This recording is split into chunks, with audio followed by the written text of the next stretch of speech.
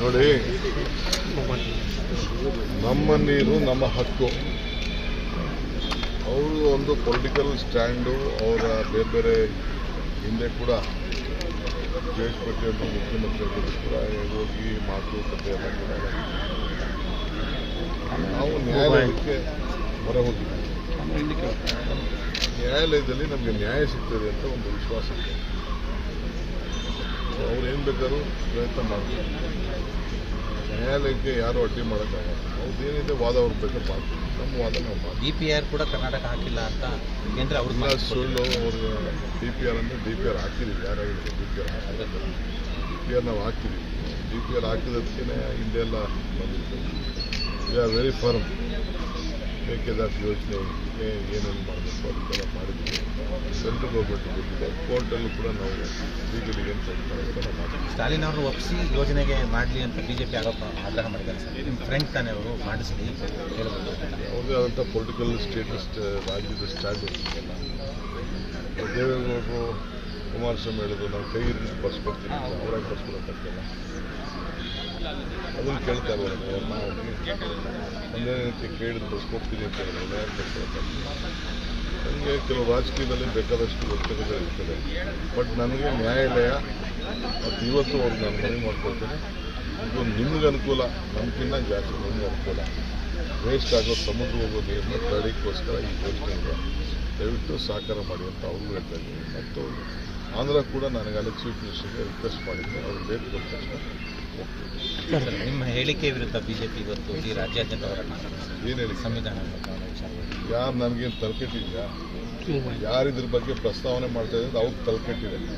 ನಾನು ಇಂಟರ್ವ್ಯೂನಲ್ಲಿ ಏನು ಮಾತಾಡಿದ್ದೀನಿ, ಯಾರು TV 18 ಇಂಟರ್ವ್ಯೂನಲ್ಲಿ ಏನು ಮಾತಾಡಿದ್ದೀನಿ ಅದನ್ನು ನೋಡಿ BJP ಅವ್ರ ಕೈಲಿ ಸಹಿಸ್ಕೊಳಕ್ಕಾಗ್ತಾಯಿಲ್ಲ. ನನ್ನ ಸ್ಟ್ಯಾಂಡ್ ಏನಿದೆಯಲ್ಲ, ನನ್ನ ಪೊಲಿಟಿಕಲ್ ಸ್ಟ್ಯಾಂಡು, ಅದನ್ನು ಅವರು BJP ಅವ್ರ ಕೈಲಿ ತಡ್ಕೊಳಕ್ಕಾಗ್ತಾಯಿಲ್ಲ.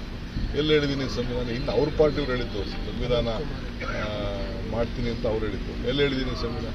ನಾನೇನಾದ್ರು ಸಂವಿಧಾನ ಬದಲಾವಣೆ ಮಾಡ್ತೀನಿ ಅಂತ ಹೇಳಿದ್ರೆ ಇವತ್ತೇ ನಾನು ರಾಜಕೀಯದಿಂದ ಬೇಕಾದ್ರೆ ನಿವೃತ್ತಿ ಆಗಬೇಕು. ಅವರು ಒಪ್ಕೋತಾರ ಇದನ್ನ?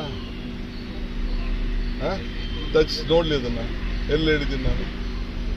ಓದಲ್ಲಿ ಬಂದಲ್ಲಿ ಕಪ್ಪು ಪಟ್ಟಿ ಪ್ರದರ್ಶನ ಮಾಡ್ತೀವಿ ಅಂತ ಹೇಳ್ತಿದ್ದಾರೆ. ತಮಗೆ ಮಾಡ್ತಾ ಇರ್ಬೇಕು. ಅವ್ರು ನನ್ನ ಮೇಲೆ ಬಹಳ ಪ್ರೀತಿ ಅದಕ್ಕೆ ಮಾಡ್ತಾರೆ. ನಾನು ಸುದ್ದಿ ಎತ್ತಲಿಲ್ಲ ಅಂದ್ರೆ, ಡೆಲ್ಲಿಯಲ್ಲಿ ನಾನು ಸುದ್ದಿ ಮಾತಾಡಲಿಲ್ಲ ಅಂತಂದ್ರೆ ಅವ್ರಿಗೆ ನಿದ್ದೆ ಬರುವುದಿಲ್ಲ. ಪಾಪ ಅದಕ್ಕೆ ಅವ್ರು ಮಾಡ್ತಾರೆ. ಮಾಡಲಿ. ಅಲ್ಲೆಲ್ಲ ತಮಿಳ್ನಾಡಲ್ಲಿ ಕಬ್ಬು ಆಟ ನಾನು ಕಾಯ್ಕೊಂಡಿದ್ದೆ ಕಬ್ಬು ಆಟ ನೋಡೋಣ ಅಂತ.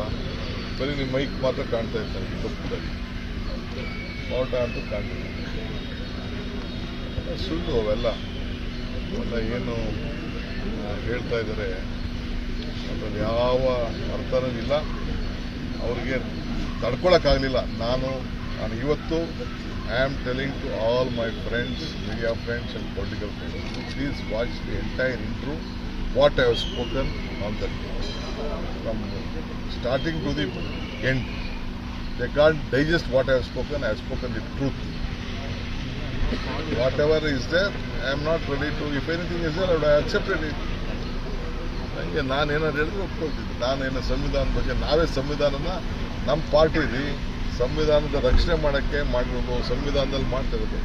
ಸುಮ್ಮನೆ ಈಗೆಲ್ಲ ಸ್ಟೇಟ್ ಏನೋ ಬೇರೆ ಇಶ್ಯೂನ ಡಿವೇಟ್ ಮಾಡೋಕ್ಕೆ ಹೋಗ್ಬಿಟ್ಟು ಪಾರ್ಲಿಮೆಂಟಲ್ಲಿ ಗಲಾಟೆ ಮಾಡಿಬಿಟ್ರೆ ಯಾರು ಕೇಳ್ತಾರೆ? ನಮ್ಮ ಲೀಡರ್ಸ್ ಏನು ದಟ್ರ? ನಮ್ಮ ಲೀಡರ್ಸು ನಾನೇನು ಸ್ಟೇಟ್ಮೆಂಟ್ ಮಾಡಿದ್ದೀನಿ ನಿಜಾನ ಸುಳ್ಳು ಅಂತೆಲ್ಲ ನೋಡಿದ್ದಾರೆ. ನಾನು ನೋಡಿದ್ದೀನಿ. ನೀವು ಬೇಕಾದ್ರೆ ಹಾಕೊಂಡು ರಿಪ್ಲೈ ಮಾಡಿ. ಯಾರೋ ಹೇಳಿದ್ ಮುಖ್ಯ ಅಲ್ಲ, ನೀವು ಹಾಕೊಂಡು ರಿಪ್ಲೈ ಮಾಡಿ. ಇದ್ರ ಬಗ್ಗೆ ದೆಹಲಿ ನಾಯಕರು ಏನಾದರೂ ನಿಮ್ಮ ಜೊತೆ ಮಾತಾಡಿದ್ದಾರೆ? ದೆಹಲಿ ನಾಯಕರು ಏನು? ಖಂಡಿತ ಮಾತಾಡಿದ್ದಾರೆ. ಕೇಳಿದ್ರು ನಾನು ಅವ್ರಿಗೆ ಡಾಕ್ಯುಮೆಂಟ್ಸ್ ನೋಡಿ ಅಂತ ಹೇಳಿದ್ದೀನಿ. ಅವರು ನೋಡಿದ್ದಾರೆ. ಅವ್ರಿಗೂ ಮನವರಿಕೆ ಆಗಿದೆ.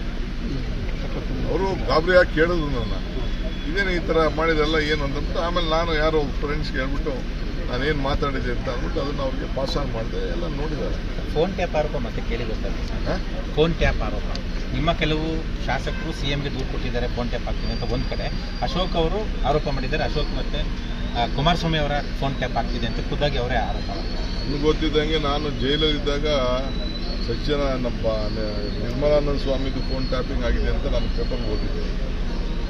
ಅದಾದಮೇಲೆ ಎನ್ಕ್ವೈರಿನೂ ನಡೀತು, ಏನೇನೋ ನಡೀತು. ಇನ್ನು ಎನ್ಕ್ವೈರಿ ಅವರು CBIನವರು ತೆಗೆದುಕೊಂಡಿದ್ರು.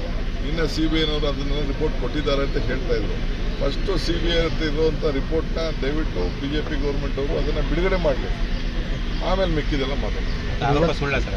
ಹನಿ ಟ್ರ್ಯಾಪ್ ವಿಚಾರವಾಗಿ ಇವತ್ತು ರಾಜಣ್ಣ ಅವರು ದೂರು ಕೊಡೋದು ಹೋಮ್ ಮಿನಿಸ್ಟರ್ ಮನೆಗೆ ಹೋಗಿದ್ದಾರೆ. ಇದು ಹೋಮ್ ಮಿನಿಸ್ಟ್ರು ಭಾಳ ವೆರಿ ಸೀನಿಯರ್ ಮ್ಯಾನ್, ಪಕ್ಷನೂ ನಡೆಸಿದ್ದಾರೆ, ಸರ್ಕಾರದಲ್ಲೂ ಇದ್ದಾರೆ, ಹೋಮ್ ಮಿನಿಸ್ಟರ್ ಇದ್ದಾರೆ, ಭಾಳ ವೆರಿ ಸೀನಿಯರ್ ಮೋಸ್ಟ್ ಲೀಡರ್, ನಮ್ಮ ಲೀಡ್ರು ಅವರು. ಅವ್ರಿಗೆ ಎಲ್ಲ ಅರಿವಿದೆ.